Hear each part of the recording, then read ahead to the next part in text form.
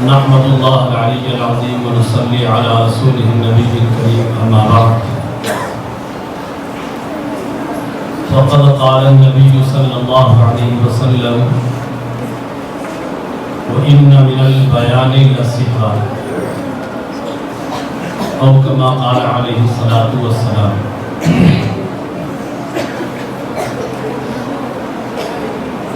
قابل صد احترام مہمانان عظام،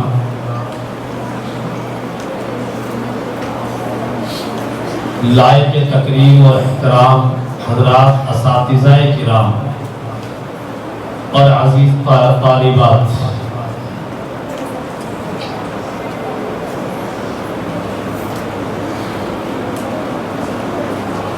پروگرام کے حوالے سے سب سے پہلے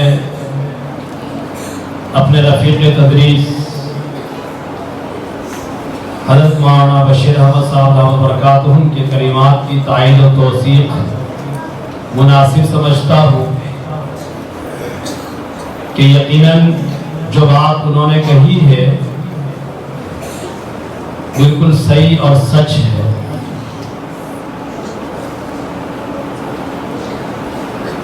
چونکہ پروگرام طالبات کا ہے اور تقریری پروگرام ہے، اس حوالے سے میں دو چار باتیں طالبات سے مخاطب ہو کر عرض کروں۔ عزیز طالبات،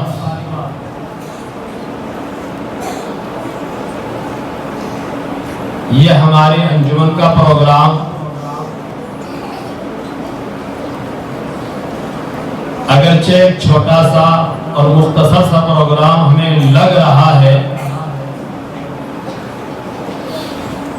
لیکن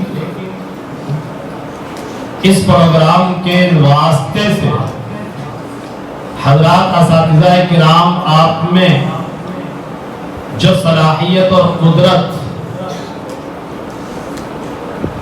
پیدا کر کے نکھارنا چاہتے ہیں، وہ صلاحیت ایک ایسی عظیم صلاحیت ہے جو اللہ تعالیٰ نے اپنے تمام انبیاء کرام علیہم الصلاۃ والتسلیم کو عطا کی ہے۔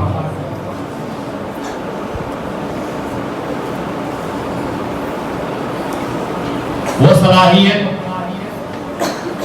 اپنی بات، اپنے دل کی بات مخاطب کے سامنے، خواہ وہ ایک ہو یا ایک سے زائد سینکڑوں ہزاروں لاکھوں کی تعداد میں ہو، انتہائی سنجیدگی متانت کے ساتھ پیش کر دینا، یہ سب سے بڑی صلاحیت ہے جو حضرات انبیاء کرام علیہ الصلوۃ والتسلیم کو اللہ تعالیٰ نے عطا کی تھی۔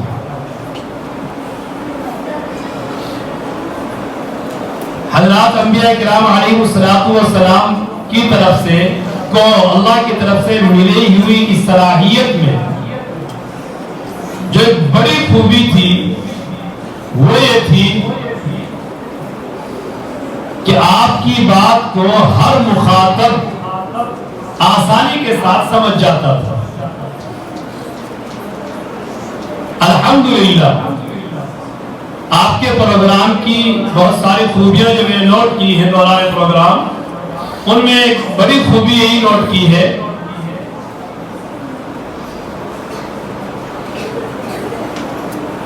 کہ انتہائی صاف زبان کے ساتھ آپ نے اپنا پروگرام پیش کیا اور انتہائی سنجیدگی کے ساتھ آپ نے اپنا پروگرام پیش کیا۔ عام طور سے آدمی اپنے جوش میں خروش میں آ کر کے اپنے اصل پروگرام کو بھول جاتا ہے اور سنجیدگی ختم کر دیتا ہے، لیکن آپ حضرات، آپ کے اساتذہ کرام کی اجتماعی اور مجموعی محنت آپ پر رہی کہ ہر طالبہ نے اپنا پروگرام انتہائی سنجیدگی اور متانت کے ساتھ پیش کیا اور انتہائی صاف شفاف زبان میں پیش کیا۔ یہ آپ کے پروگرام کی ایک بہت بڑی خوبی ہے۔ اللہ تعالیٰ آپ کو اس خوبی میں مزید اور نکھار کر آگے بڑھنے کی کوشش کرنے کی توفیق نصیب فرمائے۔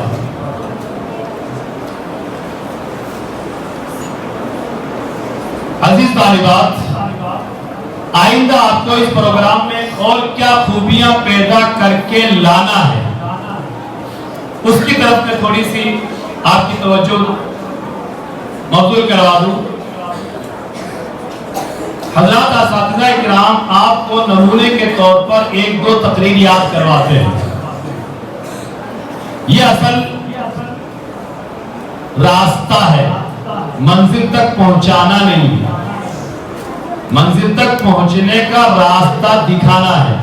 یہ جو ایک آدھی تقریر یاد کروائی جاتی ہے، یہ آگے منزل تک پہنچنے کا راستہ دکھانا ہے، نہ کہ منزل تک پہنچانا ہے۔ تو منزل تک ہم پہنچے، اس کے لیے میں آپ کے سامنے دو تین باتیں کہہ رہا ہوں۔ پہلی بات، حضرات اساتذہ اکرام آپ کو جو موضوع منتخب کر کے دے دیں اور جس موضوع پر آپ کی تیاری شروع کروا دیں،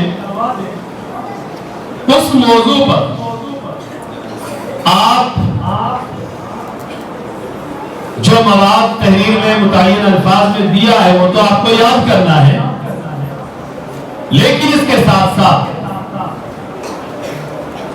اس مضمون کو آپ از خود پڑھیں، دوسری کتابوں سے، دوسری جگہوں سے،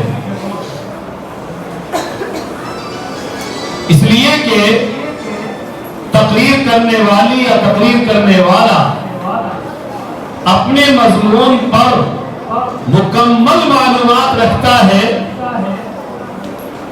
تو پھر وہ اپنا مضمون کہیں بھی کسی بھی طریقے سے کھڑے ہو کر بڑی آسانی کے ساتھ پیش کر دیتا ہے۔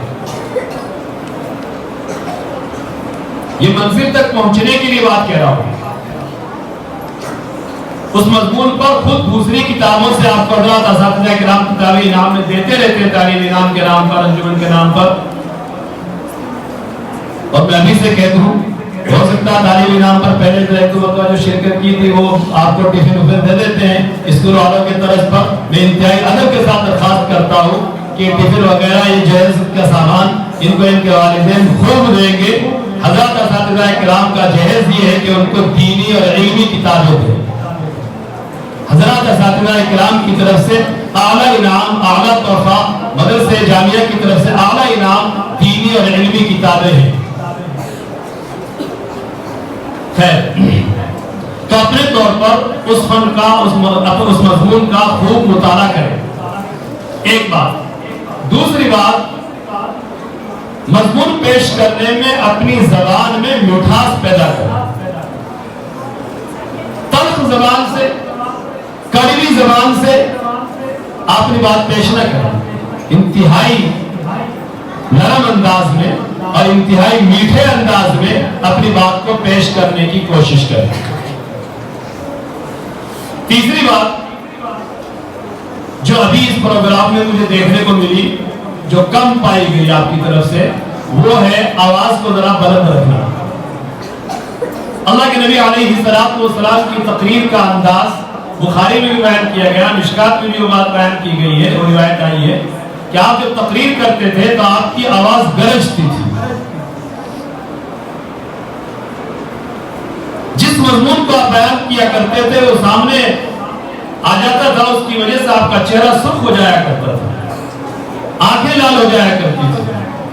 وہ الگ چیز ہے آقا مدنی علیہ السلام کی، لیکن ایک تقریر اپنی بات کو پیش کرنے والے، وہ چاہے عورت ہو چاہے مرد ہو، اس کی آواز تھوڑی بلند ہونی چاہیے۔ چوتھی چیز، جس طریقے سے الفاظ سے ہم مخاطب کو تاثر دیں کہ میں یہ کہنا چاہ رہی ہوں، اسی طریقے سے اپنے چہرے سے اور اپنے ہاتھ کے اشاروں سے بھی تاثر دینے کی کوشش کریں کہ میری بات کا یہ مطلب ہے۔ یہ تین چار باتیں ہیں، یہ اپنے اندر پیدا کرنے کی کوشش کریں۔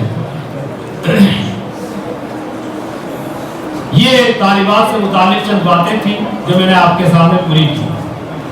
अब उसके बाद हजरात मेहमान निज़ाम से और तालिबात के मुतालिकीन से मैं चंद बातें पेश करने की कोशिश कर रहा हूँ।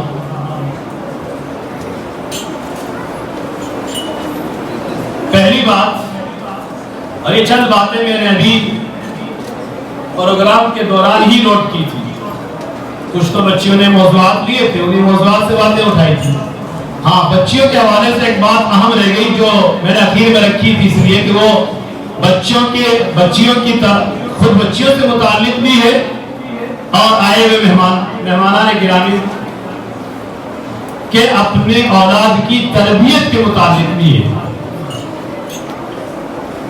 अजीज तालिबात, ध्यान से इस बात को सुने।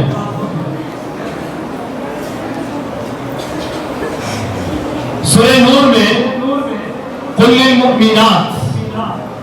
मुमिनात को मुखातब करके जो चंद अहकाम बयान किए हैं पर्दे के हवाले से, इफ़्फ़त और पाकदामनी के हवाले से, उनमें सीधा कुरान करीम ने इस्तेमाल किया वला युबदीन ज़ीनतहुन्न,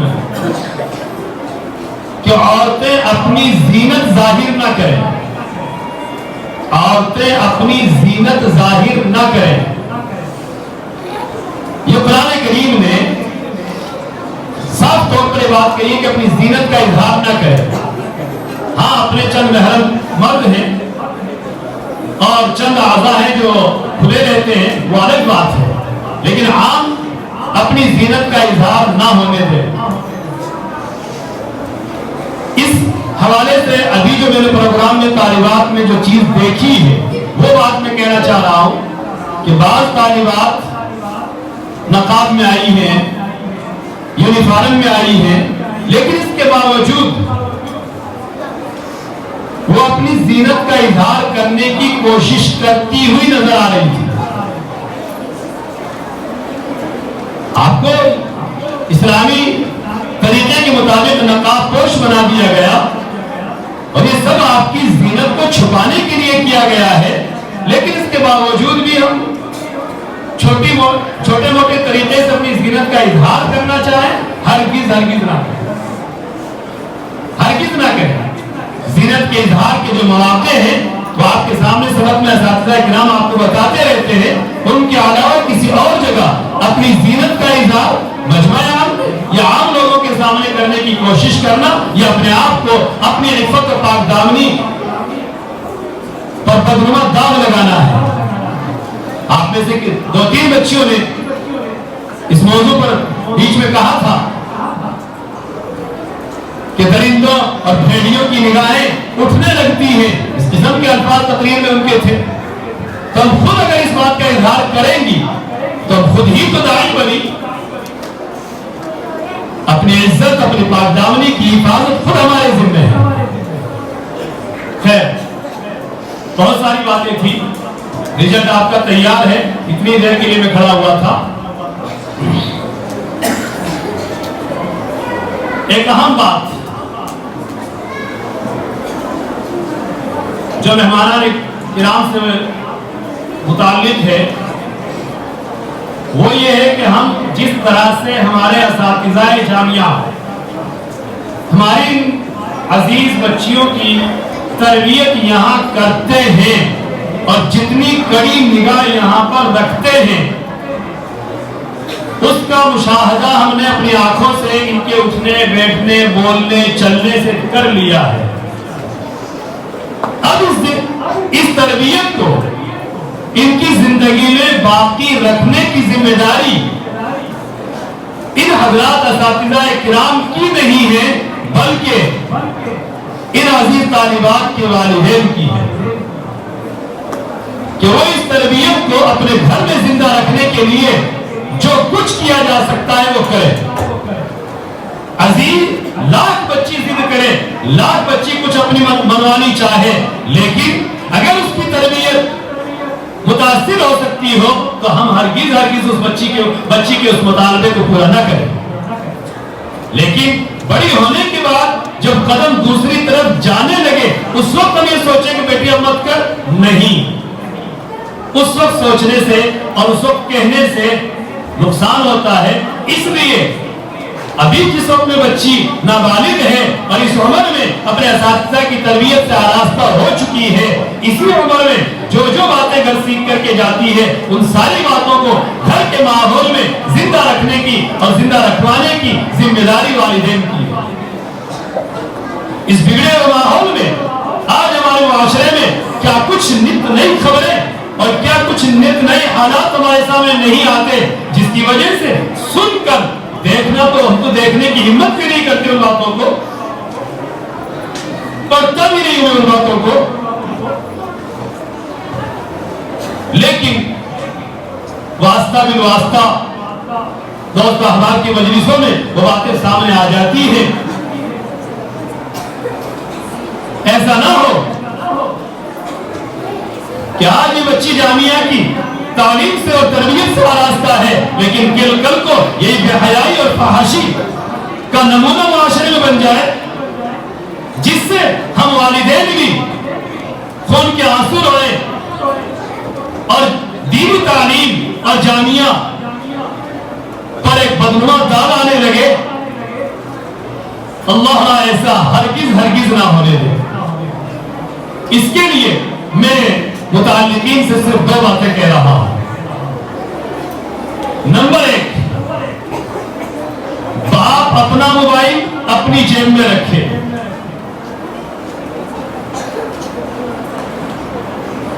ماں کے پاس اگر گھر کی ضرورت کی وجہ سے موبائل ہے، خدا کے واسطے بڑا موبائل اس کی ہاتھ میں نہ رہنے. گھر میں بڑا بیٹا ہے، بیٹی ہے، شادی شدہ بیٹی ہے، اللہ کے واسطے اس سے بھی ہاتھ جوڑ کر کے کہتے کہ تیرا بڑا موبائل نہیں چلے. تجھے اپنے شوہر سے بات کرنی ہے، چھوٹے موبائل سے بات کر لے، تاکہ تیری پچھلی بہنوں کی تربیت ہم کر سکیں، اپنے گھر کی عزت بچا سکیں. اگر ہم نے اپنے گھروں میں عورتوں کے ہاتھوں بڑے موبائل نہ لیے تو کیا ہوگا اور کیا ہو رہا ہے وہ سب کچھ ہمیں معلوم ہے. اس برائی پر ہم کیسے قابو پائیں، اس کے لیے ہمارے پاس رات کو رونا یہ دوسری بات ہے. اس کے لیے سب سے بڑی چیز رات کو رونا ہے، اور رو کر کے خدا کے سامنے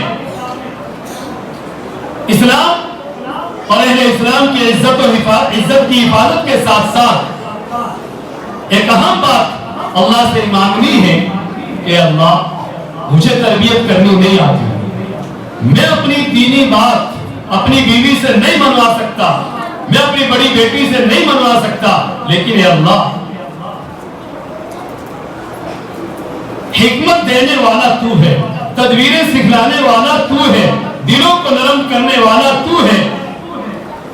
میرے ماتحتوں کے قلوب کو نرم کر دے اور میری زبان پر وہ بات جاری کر دے حکمت کے ساتھ کہ جس سے میری اولاد کے، میرے ماتحتوں کے میری بات سمجھ میں آ جائے. یہ عمل خدا کے سامنے رو کر کے جب تک نہیں کریں گے، ہم اپنے گھر کے اور اپنے معاشرے کی عزت پر کبھی قابو نہیں پا سکتے. اللہ ہم ناز کریں جامعہ کے اوپر، یقین ناز کی چیز ہے، اس میں کوئی شک نہیں ہے. یقیناً فخر اور ناز کی چیز ہے جامعہ ہمارے لیے، کوئی شک کی بات نہیں ہے. دوسرے لوگ جو بھی دیکھ رہے ہیں وہ رشک کر رہے ہیں اور اپنے یہاں اس قسم کا ماحول بنانے کی کوششیں کر رہے ہیں، لیکن یہ ناز اور فخر اس صورت میں ہمارے لیے ہے کہ جب ہم اس تربیت کو باقی رکھ سکیں اور جو بچیاں جامعہ میں نہیں آ رہی ہیں ان کے لیے ہماری یہ بچے جامعہ کی نمونہ بن سکیں. انتہائی درد کے ساتھ میں یہ بات کہہ رہا ہوں بغیر دوسری باتوں کا تذکرہ کیا. اللہ تعالی ہم سب کو راتوں کو اٹھ کر دین کی تمام تحریکات کی ترقیات اور ان کی حفاظت کے لیے عمومی طور پر دعا کرنے کی توفیق نصیب فرمائے. خصوصاً اللہ تعالیٰ نے ہمارے علاقے میں اپنے فضل سے उलमा किराम की कोशिशों काविशों से और हम सब के ताउन और दुआओं से ये जो जामिया और दारुल की और जामिया की शक्ल में एहसान अजीम किया है, अल्लाह इनको दिन दुनी रात चौगनी तरक्यात से नवाजे।